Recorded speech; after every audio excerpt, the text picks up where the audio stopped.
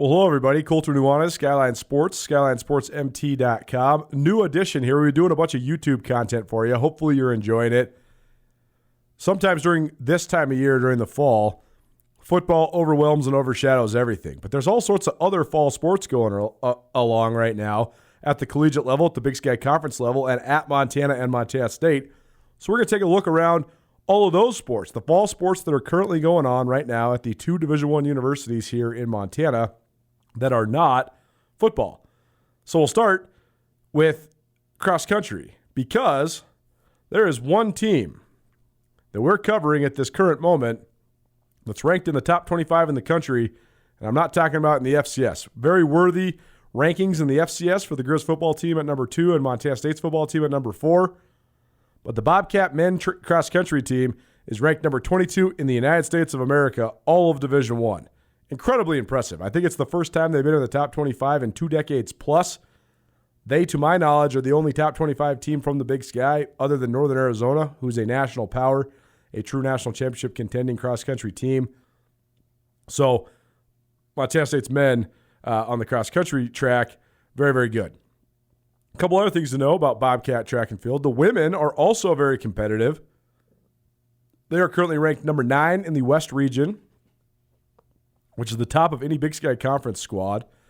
And so it's not – I've always thought that the highest trajectory for a sport for the Division I universities in Montana on a national scope was going to be distance running, and particularly in Bozeman because it's a great distance running town. You're almost a mile high, and they just have the sort of the entrenched tradition there. So not that surprising, but the cool part about this rise of both the men and women's track and field programs at Montana State are the fact that they're led by a couple Bozeman products. Duncan Hamilton, who has become a go-to for us on our daily radio show, Nuanez Now, on ESPN Montana. He's joined us probably half a dozen times over the last year. He had a great year last year, and really cool for him to be leading the way. And then Camilla Noe, who was a Mattress Firm Student of the Week with us years ago on ESPN, and then went to Portland for a year to run, and then came back home. She's also a Bozeman High product, and she's been leading the way for the Bobcat women's cross-country team. Here's a couple things to know about the Grizz men and women's cross-country team. First of all, they have a new track and field director in Doug Fraley. They don't have a full-time cross-country coach now. We're not going to sit there and analyze that. I don't think that's a great situation to be in. They're figuring out a way to make it work. But as of now, they do have a new track and field head coach who's then as well monitoring the distance programs in Doug Fraley, and we look forward to working with Doug Fraley in upcoming weeks and months. Friday in Missoula, they're having a track-a-thon down there at Dornblaser Field from 4 to 6 p.m. There'll be a variety of different activities down there. They're going to have some beverages, some soft drinks, and some snacks and stuff. It's for a fundraiser, so you can go meet the new coaches. You can go meet some of the student athletes and help raise money for the track program. So there's another thing to know about University of Montana track. And then one thing I noticed going through their roster, Annie Hill, who was a phenomenal runner up in the Flathead Valley during her high school days, certainly threatening at least many of the all-time marks in the 800, the 1,600 meters, then the 3,200 meters. She then went to run at Colorado for a while, which has been a pretty fluid pipeline from Montana to Colorado. Zach Perrin went down there from Kalispell Flathead as well. McKenna Morley from Big Fork, she went to Colorado to run. Adam Peterman, who's taken the distance running world by storm, the ultra-distance running world by storm, I should say, over the last year or so. He's a Missoula guy who then went to run at Colorado as well. So there's been a pipeline there. But Annie Hill is back at the University of Montana for her last cross-country season. So that's a good addition for the Grizz. She should be very competitive in cross-country and in the middle and long distances on the track and field. So there you go. There's some cross-country for you. Be sure to check out SkylineSportsMT.com. Let's check out volleyball. On the Montana side of things, the Grizz went 7-5 in the non-conference. That's their first non-conference winning record in quite some time. They just got back from a tournament in Charleston, South Carolina, and they went 2-1 there. So a really good outing there. And now they enter Big Sky Conference play, which starts tonight. If you're listening to this on Thursday, September 22nd, Big Sky Conference play begins tonight. A couple other things to know about the Grizz volleyball team.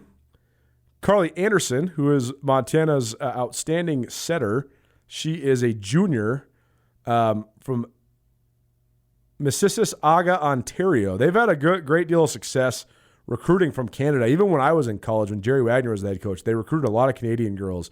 Carly Anderson, the next one from Ontario, and she was the Big Sky Conference Player of the Week this last week. So good for her. And having a setter is an important element of a volleyball team. That's stating the obvious, but if you have a good one, it can make your offense run a lot more smoothly.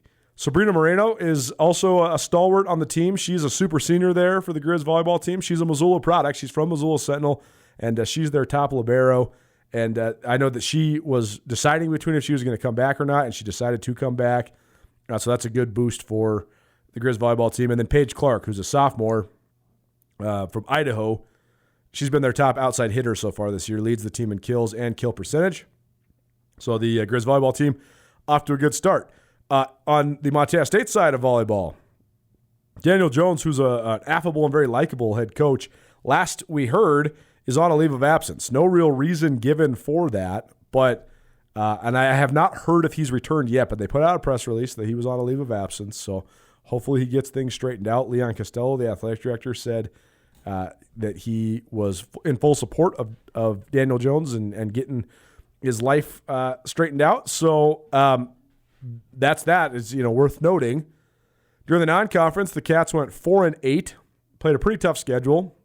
Their best win was against Boise State in 5 sets. Boise State, one of their stars is Paige Barsh, who's a Helena Capital product, and was the volleyball player of the year there at Capital, and a young lady who led Capital to multiple state volleyball championships. So, and she's doing really well at Boise State early on in her career, a starter and a headliner, an all-Mountain West caliber player. But the Cats, that was probably their best non-conference win. Their top point getter, their top scorer right now is outside hitter Jordan Klein, who's a sophomore, and she's one of Class C's finest. She's from Ennis, Montana, so a relatively local product. Ennis, about 45 minutes from Bozeman. But always cool to see the small school kids rise up. And then the last thing to know about the Bobcats is they open conference play tonight against Eastern Washington. By the way, the Grizz, they open against Northern Arizona tonight in Flagstaff. So there's your what you need to know at the current moment for volleyball. Let's take a look at Grizz Soccer. No soccer on the Montana State side of things. So here's what the Grizz got rolling for soccer. This is courtesy of Andrew Houghton, who, by the way, is doing a phenomenal job on our Soccer in Snow and Smoke podcast. Go rate, review, subscribe that podcast if you're a soccer fan. It'll whet your appetite, certainly, because he's talking high school soccer around the state of Montana, talking a lot of Grizz soccer, and also talking soccer on an international level as well. So if you're a soccer junkie, be sure to subscribe to Soccer in Snow and Smoke. The Grizz soccer team, they're off to a 3-2-5 non-conference start. Their first winning record in the non-conference since 2017. Their first winning record in the non-conference under Chris Chidovitsky. They're unbeaten in 4 matches against Mountain West teams. All 4 of them were draws. Their 2 losses were Portland and Pittsburgh, and those 2 squads are 17th and 18th in the United States in RPI. Portland is undefeated and ranked 24th in the most recent coaches poll. So a very, very tough non-conference schedule for the University of Montana soccer team, and they've been good. They've been very good. And part of the reason they've been so good is Camelia Zhu. She is the reigning defensive player of the week. That's the 7th of her career for Big Sky Conference weekly awards. She's given up just 1 goal, which is a last-minute goal to Fresno State in the last 6 games.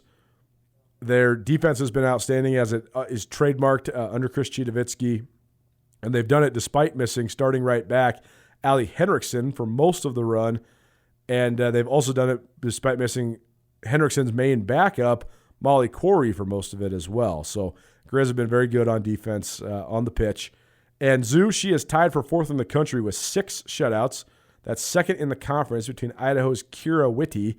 Idaho had the best non-conference record of any Big Sky school, and then Montana was 2nd. Delaney Lou Shore, who's a sophomore forward from Fort Collins, she's tied for the league lead for the Lady Grizz with 5 goals. She's tied with Lauren Woodhill of Northern Colorado.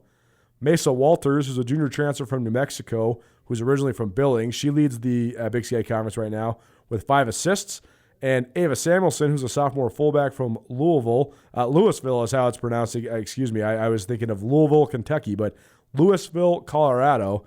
Ava Samuelson's tied for second in the Big Sky Conference with 3 assists. The Grizz Soccer team, they open conference play this weekend at Sac State and at Portland State. Those 2 teams have 1 combined win. Portland State won over Division II Western Oregon. Those 2 are 1-11-6 overall. So tough trips, but maybe not that tough of opponents for the Grizz Soccer team. SkylineSportsMT.com. A look around all of the various fall sports that are happening right now at Montana and Montana State. And one last sport to get to. Softball is certainly a spring sport, but they do have some fall games on their schedule. So that's one thing to know about Grizz softball. Here's the way that their fall schedule looks. They're going to get started on Sunday. They have Providence in town. That's University of Great Falls, formerly, now the University of Providence. They'll be in town for a doubleheader on Sunday starting at 1 p.m. They also play Miles City Community College and Columbia Basin College, Columbia Basin JC on October 1st. That's the following Saturday. Then they also have Carroll College and Miles City in town October 2nd. And then North Idaho and Montana State Billings will be in town the following weekend. So 3 straight weekends of softball here in Missoula. So if you want to go check out Grizz softball, that's always a fun activity, especially when the weather is nice.